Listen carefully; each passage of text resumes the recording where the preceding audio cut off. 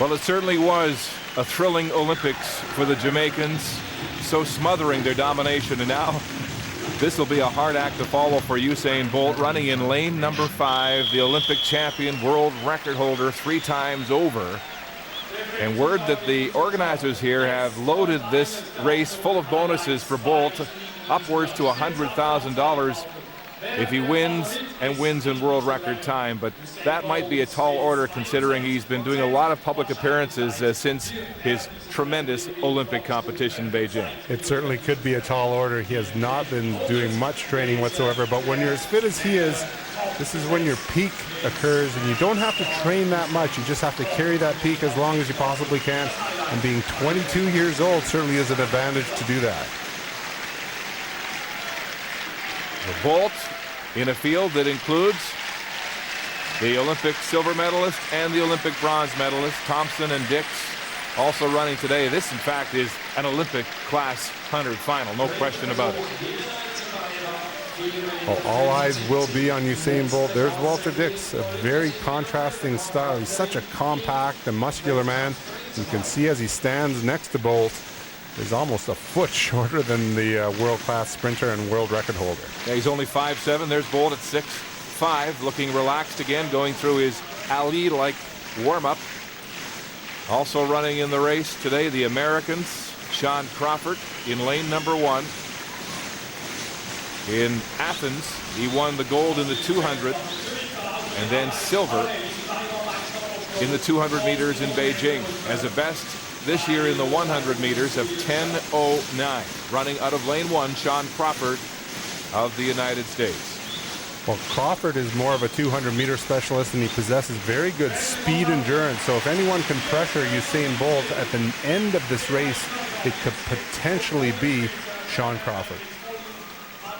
And they're all standing, 26,000 here in Zurich for the men's 100, getting their first close-up look at Usain Bolt. Crawford in lane 1 ran the 100 in Beijing, 10:09, but could not get through to the semifinals. Next to him, Darvis Patton, also of the United States, a world champion silver medalist in the 200 meters, now working on the 100. He's run a 9:89 personal best this year. He was 8th in the final. Gerandi Martina of Netherlands Antilles, 4th in Beijing, although originally he won the silver, then was disqualified for a lane infringement in the 200 meters. And that apparently now is going to the Court of Arbitration for Sport after the Americans apparently were past the 30-minute time they had after the race to make the protest against Martina. Running in lane 4 from Trinidad and Tobago, Richard Thompson, the silver medalist in the 100 meters and the 4x1 in Beijing. And the man everyone has come to see, Usain Bolt, 3 Olympic golds, 3 world records in Beijing. An amazing 9:69 with no win in that 100 final. What's he got left in those big legs?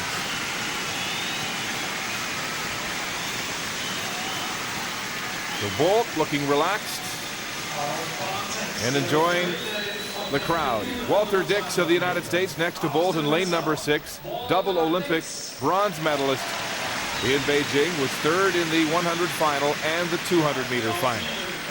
After a ragged start, looked terrible in the early heats. In lane 7 from Jamaica, Michael Frater. Got under 10 seconds for the first time in Beijing, a 9:97.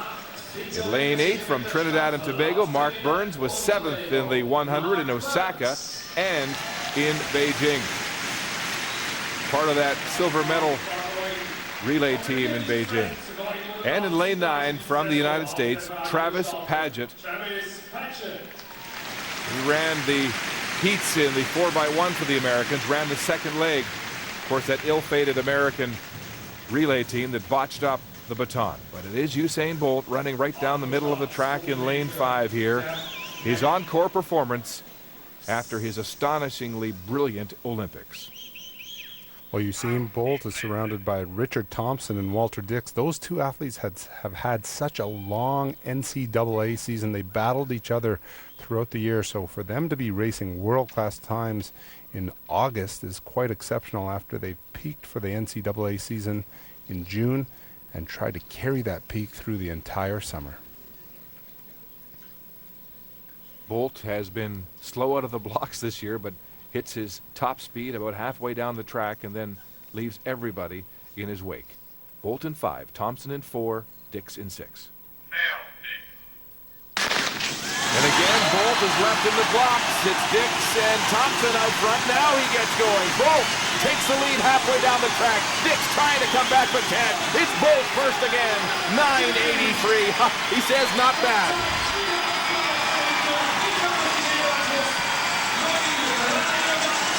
Well, we're getting used to this young man doing exceptional things.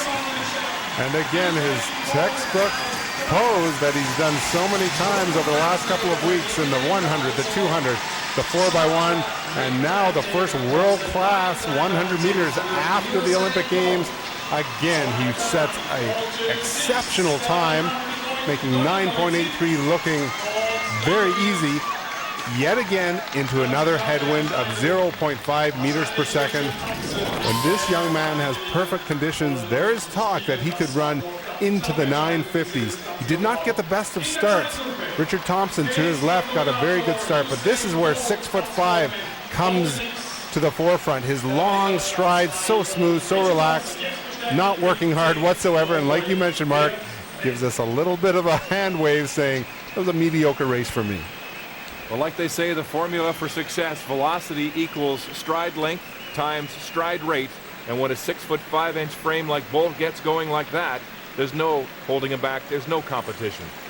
None whatsoever. We have not seen the likes of this type of sprinter in history. For him to stand 6'5" and have the same cadence or turnover as some of these shorter, more compact, muscular athletes is quite exceptional. Usain Bolt wins yet again in 9.83 seconds. Bolt wins his curtain call in Zurich and makes it look ordinary. I came out here just to make sure I can get through the rest of the season. I did well, so I'm happy. So you look that you're having fun out here. You like Zurich? Yeah, I love these people. They give me the right vibes. They give me the energy to go out and perform. Even though we're tired, it's enjoyable, and I love coming here.